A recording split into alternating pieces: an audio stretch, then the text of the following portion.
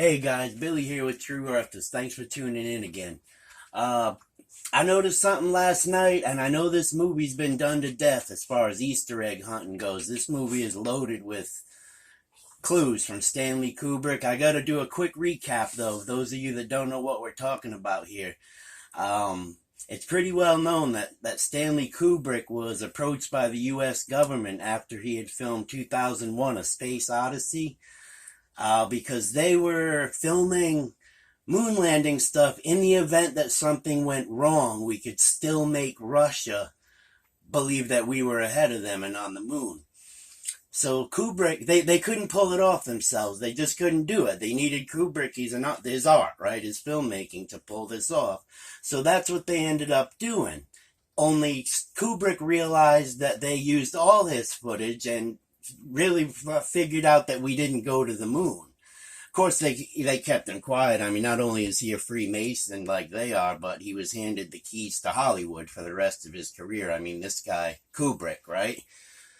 But his guilt got to him. This is what the story goes. In all his movies, there's a lot of clues about Apollo missions and the moon landing, and it keeps reoccurring, especially The Shining. It shows up all over this movie.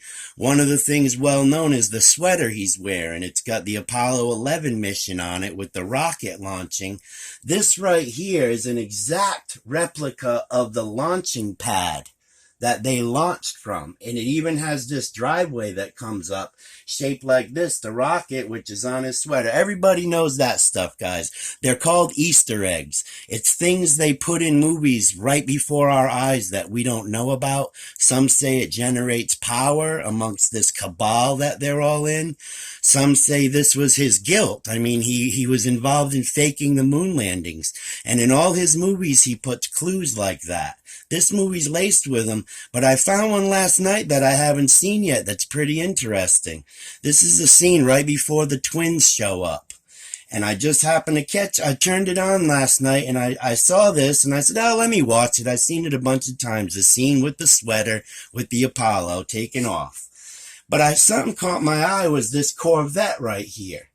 It made me think that I know Corvettes as a promotion. General Motors gave every astronaut that went to space a brand new Corvette every year. It was the astronaut's car.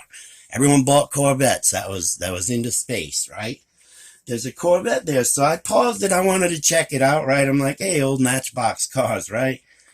And I noticed something funny. There's a cement truck. Now, you know, this isn't just a bunch of toys they poured out and let this kid go wild. This is all very, very scripted, probably by Kubrick himself. I mean, this kid's got to be making the right noises, and we've got this set up now. We didn't just tell him, go play with some trucks. We're going to film you. That's not how it works. Kubrick's got a Corvette here for the astronauts. I'm looking at this and I'm going, a cement truck? Then it hits me. This is to symbolize that he's on that landing pad. The concrete pad. This right here, this right here, the space race.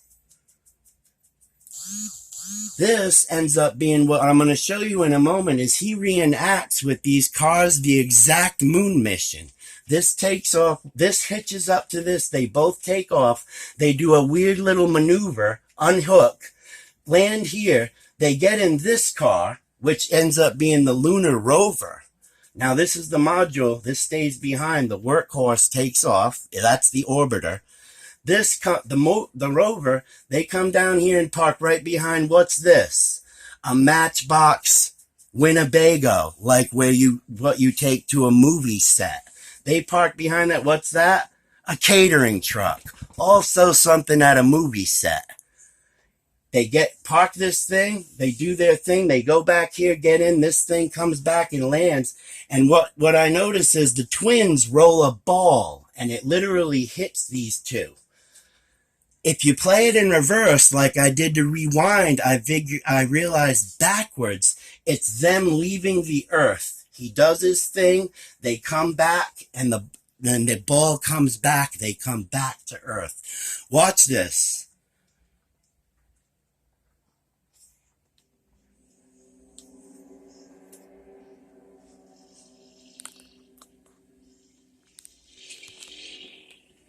In reverse, in rewind, it's the lunar mission. My rewind is terrible on this TV. I'm not going to be able to do it for you. You'll have to go do it yourselves. Okay? That's the landing pad. He's got the rocket. I don't know if they'll show it on this. I don't want to play too much, but he's got the Apollo 11 rocket on this pad that's identical to the pad that they launched that thing from. Okay? I almost forgot one that got me. This one up here in the corner. I was like, hay truck. It's like a hay truck. And I couldn't get it. And then I remembered I seen a truck like that on Back to the Future. It's the manure truck. They haul manure. The truck that dumps into Biff's car, it's one of those trucks, a manure truck. Hey, what's another name for manure? Oh, shit. You got it. The whole bullshit wagon towing the whole number. This was him reenacting the lunar mission that he helped. He's trying to relieve his guilt. They do this. They're called Easter eggs. All right, you guys. Hey, thanks for listening. You guys knew it. Look into this. Try to wake up. Look at all these Kubrick movies. It doesn't matter what it's about. He's got all kinds of Apollo stuff mixed in. All right, thanks for listening.